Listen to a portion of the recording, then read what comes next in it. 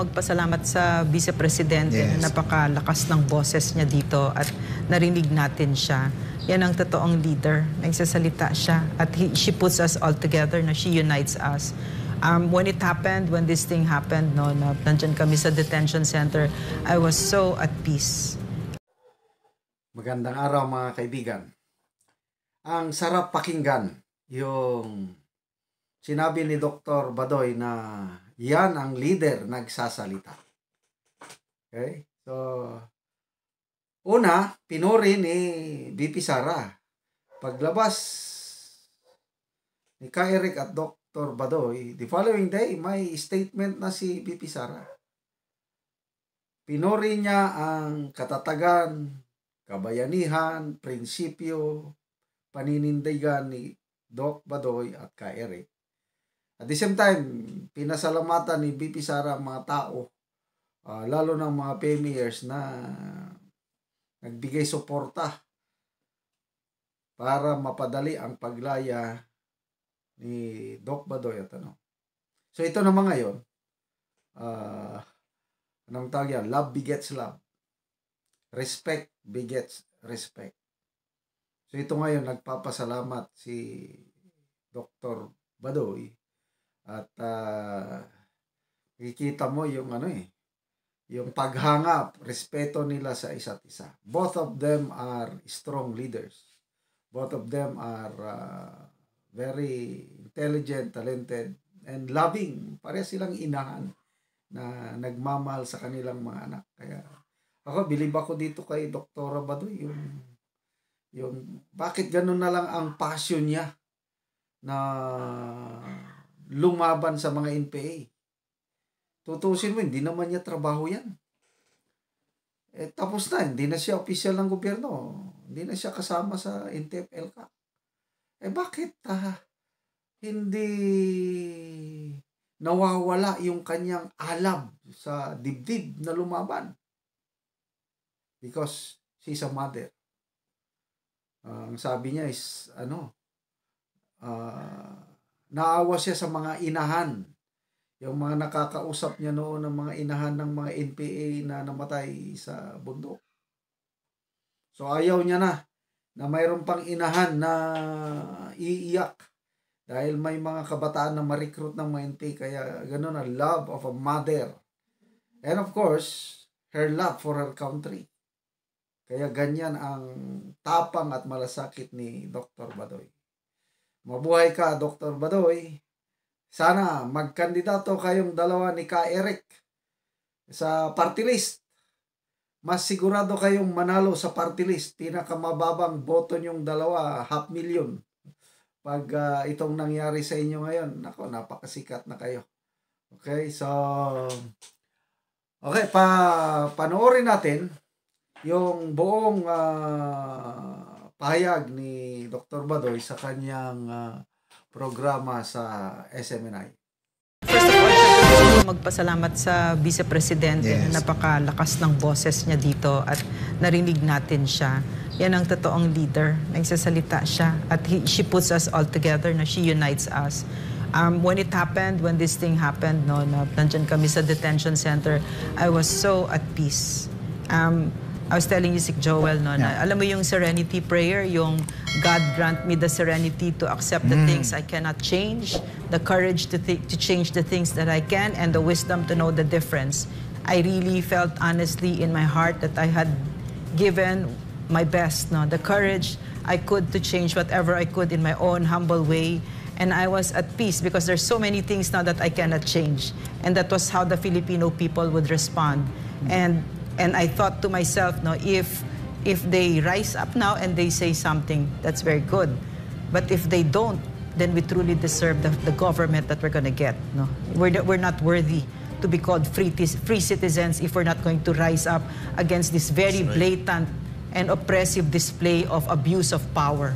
No, so I'm very, very proud. I echo what the Vice President says. No, more than anything, this victory of the Filipino people in the face of this blatant abuse and violation of our rights is also because of the Filipino people, is primarily because dahil sa inyo yon. No? So, hindi kami nagsasalita lang dito at si Vice President, hindi lang siya nagsasalita na empty words yon, pero ang ipinakita natin ay isa tayong bansa na hindi papayag na salingin ang ating mga karapatan at nagkakapit-bisig tayo kasama ang ating mga kasundaluhan.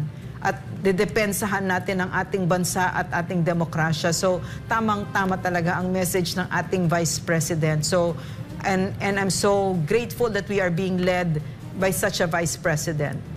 I'm very grateful. Thank you, Madam Vice President, in the behalf of the Filipino people. That's the beauty of alam mo, ito Yusek Loreno, Franco and Ina. Ang isa pang magandang nabigyan ng emphasis dito, Article 3, Section 4 of the Constitution. What's that? Yun yung yung ano po yan, sacred po yan sa mga media men, sa atin, di ba? Article 3, Section 4, ito yung nagsasabi na no law shall be passed abridging the freedom of speech, of the press, of expression, the right to, right to assembly, na peaceful, and of course yung right to seek redress of grievances.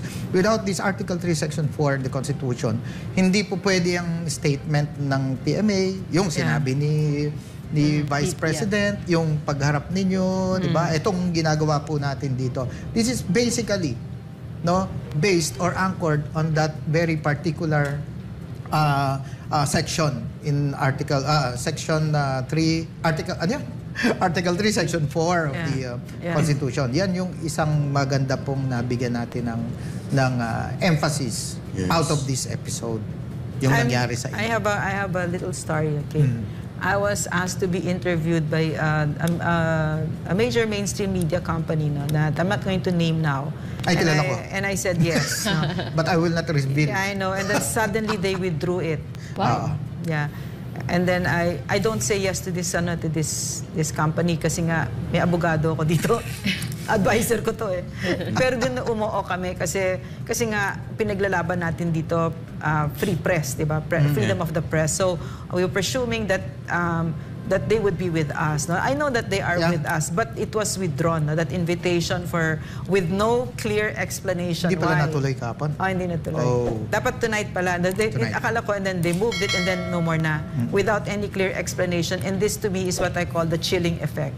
I think they're afraid. Yeah. They're afraid. And they have actually told me, very clearly told me, we're with you in this fight, mga kaibigan ko sa media na parte ng mga malalaking kumpanya dyan, na we are with you, we're grateful that you're speaking out, but we cannot because we're afraid, because our franchises baka galawin yan ng Kongreso. Ganito ba ang demokrasya? Ano ba yan? Ano ba pinag-uusapan natin? Isang pwesto sa palengke. Hindi, pinag-uusapan natin ang napakahalaga, yung sinabi ni Yusek Joel, yung press freedom. Diyan nakasalalay ang napakaraming karapatan natin. Dalayin ko na lang sa ating balita ngayon. Kinilala ni Vice President Sara Duterte ang tapang ipinamalas ni Dr. Lorraine Badoy at si Jeffrey K. Eric Celis. At pinasalamatan din ni Vice President Duterte ang lahat ng mga Pilipinong sumuporta at nakiisa sa laban nila Dr. Lorraine Badoy at Jeffrey K. Eric Celis. Narito ang balita ni Jason Rubrico. Payag ng kanyang suporta si Vice President Sara Duterte, kanila Dr. Lorraine Badoy at Jeffrey K. Eric Celis. Sa isang mensahe nitong Miyerkules, pinasalamatan ni Vice President Duterte ang lahat ng mga sumuporta at nakiisa sa laban ni Dr. Badoy at Ka-Eric. Matatandaan na noong December 5, ikinulong sina Dr. Badoy at Ka-Eric sa House of Representatives matapos na sila ay nanindigan para sa kanilang karapatan sa malayang pamamahayag. Ayon kay Vice President Duterte, kahanga-hanga ang tapang at tatag na ipinamalas ni Dr. Badoy at Ka-Eric para ipaglaban ang karapatan at itaguyod ang saligang batas. Aniya, simbolo ang dalawa ng isang bayan na naninindigan ng tama at naninindigan para sa tama. Kinilala din ni Vice President Duterte ang katapangan at katapatan sa bayan ni Dr. Badoy at Ka-Eric bilang bahagi ng matagumpay na kampanya ng Duterte administration laban sa terorismo ng insurhensya sa ilalim ng National Task Force to End Local Communist Armed Conflict o NTF-ELCAC. Samantala, kinilala rin ng pangalawang Pangulo ang mga retired Philippine Military Academy alumni at mga dating miyembro ng Armed Forces of the Philippines na nanawagan para sa pagpapalaya ng dalawa. Dagdag pa ng pangalawang Pangulo na ang panawagan ng PMA alumni at mga kawal ng AFP ay paalala rin sa kahalagahan ng kaayusan, integridad at maayos na pamahalaan.